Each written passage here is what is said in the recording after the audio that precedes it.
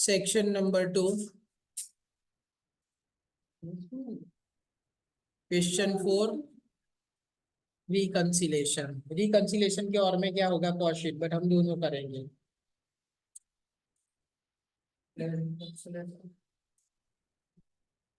अभी हमने क्वेश्चन 1 में किया था ना। अब रिकंसिलेशन की फॉर्मेट क्या है, शुरुआत होगी profit as per cost account, बराबर। फॉर्मेट में ड्रॉ नहीं करता बट अभी कर देता हूं, चलो।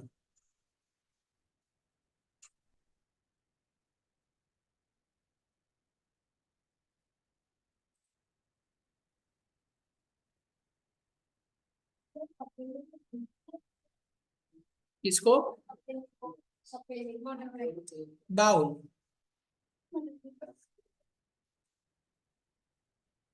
Profit as per cost account, उसमें हम ऐड क्या करते थे, things which increase financial profit and less things which decrease financial profit। चलो लॉजिक, फाइनेंशियल प्रॉफिट बढ़ेगा कब, जब डेबिट कम होगा प्रॉफिट एंड लॉस में या क्रेडिट ज्यादा होगा। और कम कब होगा, जब प्रॉफिट एंड लॉस में डेबिट ज्यादा होगा या फिर क्रेडिट कम होगा। बस इतना याद रखना है, बाकी समझ गया। सबसे पहली चीज, net profit as per cost account 6,80,000 starting हुआ। चलो लिख दो, profit as per cost account 6,80,000।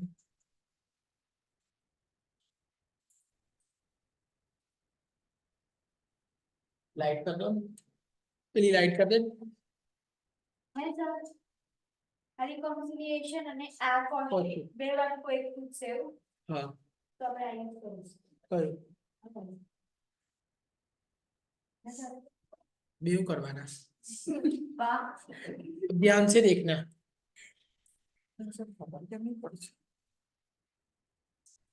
सबसे पहले work overhead, work overhead means खर्चा हुआ।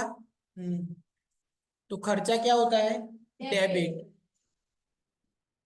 ये पूरा स्टेटमेंट ध्यान से देखो।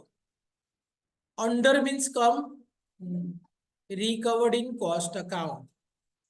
तो कॉस्ट में खर्चा कम लिखा है, इट मीन्स फाइनेंशियल में कैसा लिखा होगा, ज्यादा। तो फाइनेंशियल में ज्यादा लिखा तो प्रॉफिट कम हो जाएगा, इसलिए माइनस।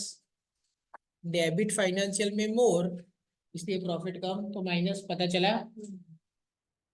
स्टेटमेंट पढ़ा, work overhead under recovered in cost. Cost में वर्क ओवरहेड कम लिखा है तो फाइनेंशियल में ज्यादा लिखा होगा, तो फाइनेंशियल में डेबिट ज्यादा, इसलिए माइनस। दूसरा, admin overhead recovered in excess, excess means मोर।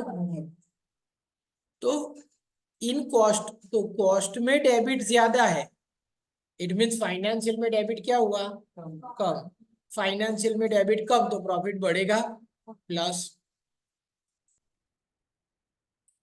अब यहां पे देखो डेप्रीसिएशन दोनों का दिया हुआ है तो कंपेयर करेंगे। फाइनेंस डेप्रीसिएशन क्या होता है, डेबिट। फाइनेंशियल में कितना है, 42,000 और कॉस्ट में 45,500। तो फाइनेंशियल में डेबिट कम है तो प्लस करेंगे, तो 3,500 plus.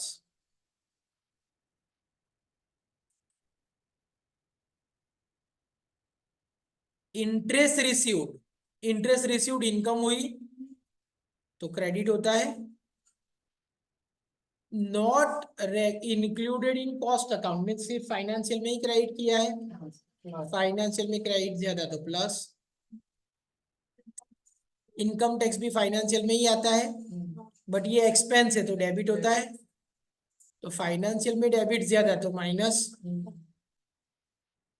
Bank interest credited in financial account, credited means credit है, सिर्फ फाइनेंशियल में क्रेडिट ज्यादा तो प्लस। नॉशनल कॉस्ट, कॉस्ट है इसलिए डेबिट ही होता है। चार्ज इन कॉस्ट अकाउंट, सिर्फ डेबिट कहाँ पे किया है, कॉस्ट अकाउंट। कॉस्ट में, मीन्स फाइनेंशियल में डेबिट नहीं किया, तो फाइनेंशियल में डेबिट कम तो प्रॉफिट बढ़ेगा plus. Preliminary expense return of in financial account, expense है डेबिट है, और डेबिट कहाँ पे किया, सिर्फ फाइनेंशियल में तो minus. Value of opening stock and closing stock, opening stock कैसा होता है, डेबिट, डेबिट कहाँ ज्यादा है, फाइनेंशियल में, तो फाइनेंशियल में डेबिट ज्यादा इसलिए 5000 माइनस। क्लोजिंग स्टॉक क्या होता है, क्रेडिट, क्रेडिट कहाँ ज्यादा है, सॉरी कहाँ पे कम है क्रेडिट, फाइनेंशियल में क्रेडिट कम है तो माइनस कितना, 30,000। सो 15 मार्क का सम खत्म, 15 नहीं होंगे इसके बाहर। हाँ, और ये जो पॉइंट है ना इंटीग्रेटेड और नॉन इंटीग्रेटेड, हमारे मटेरियल में थियरी है, वो एक बार पढ़ लेते, तो इसमें 12 मार्क्स मिल जाएंगे। क्लियर, अब सम गिनते रहते हैं और स्टेटमेंट मेरे साथ लिखना और सोचते जाना। चलो, पहला क्या था, ये 28,000 माइनस, यही statement, work overhead under recovered in cost account, under recovered या फिर एब्जॉर्ब, तो यहां पे लिखता हूं मैं work overhead under absorb in cost account, minus करेंगे तो ब्रैकेट में,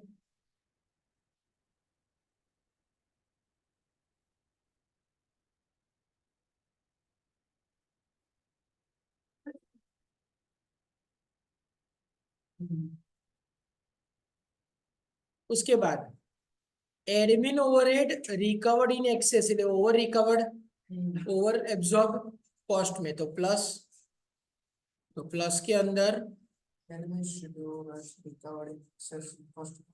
तो हम लिखेंगे एडमिन ओवरहेड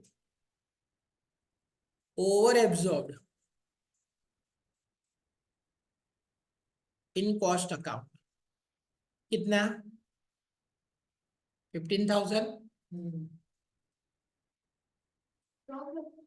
हाँ एब्जॉर्ब, ओवर या अंडर एब्जॉर्ब, ओवर या अंडर एब्जॉर्ब कहाँ पे होगा, सिर्फ कॉस्ट अकाउंट, और स्टॉक के लिए ओवर के अंडर वैल्यू कहाँ पे, फाइनेंशियल, और तीसरा वर्ड कौन सा आएगा, ओनली, जो चीज एक ही जगह पे उसमें क्या आएगा, ओनली, तीन ही वर्ड याद रखने हैं।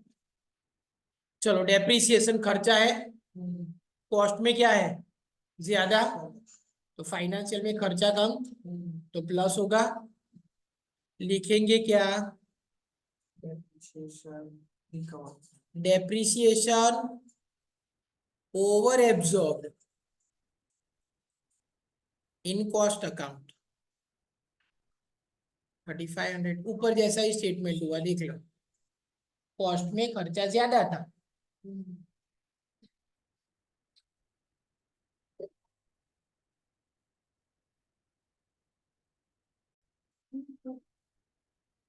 चलो फटाफट अब है,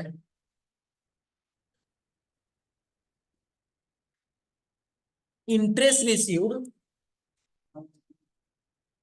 not included in cost, it means only in financial account, तो प्लस के अंदर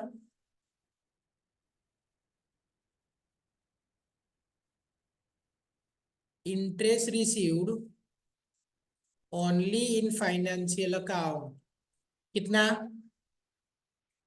32,000।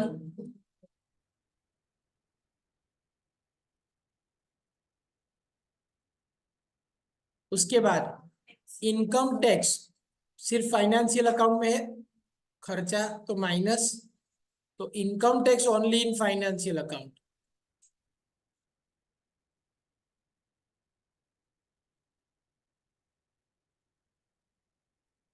कितना है? 1,10,000।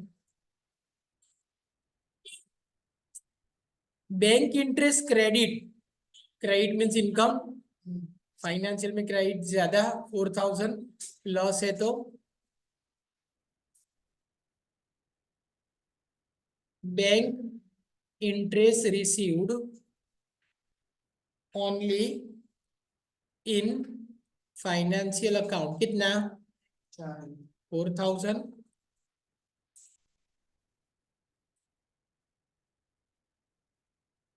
उसके बाद नॉशनल कॉस्ट, नॉशनल वर्ड आएगा ना तो सिर्फ कॉस्ट में ही होगा। तो खर्चा सिर्फ कॉस्ट में लिखा है, मीन्स फाइनेंशियल में नहीं लिखा, तो प्रॉफिट बढ़ गया प्लस, तो notional cost only in cost account.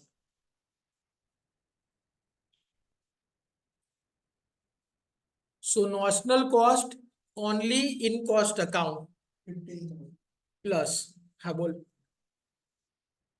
हाँ बोल रहे,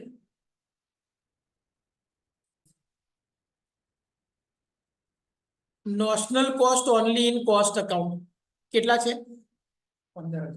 15,000 plus next, Preliminary expenses written off in financial account. So only in financial account minus કરતા આવડશે?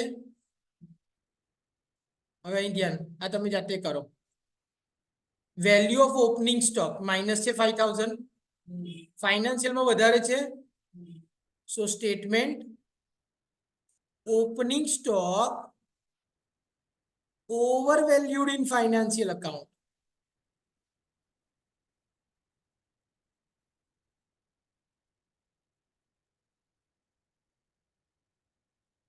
અહીંયા જોઈ લો એકવાર, હું લેપટોપ અહીંયા જ રાખીશ।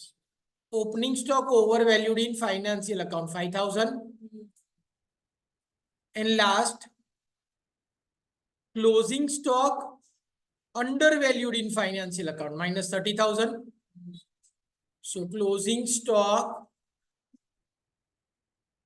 undervalued in financial account minus 30,000। चलो कौन कौन सी चीज बाकी रह गई थी? 5,000 वाली ही ना सिर्फ, preliminary expense only in financial account 5,000 minus,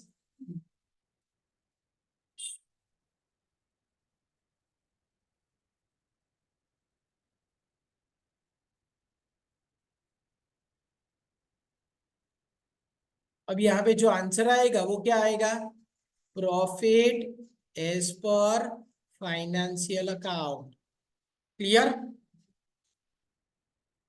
I think plus जो प्लस है वो प्लस करते जाओ, जो माइनस है वो माइनस करते जाओ। अब एक मिनट, उसके बाद थियरी है वो करना है आपको खुद, कॉस्ट शीट वाला सम में कराऊंगा।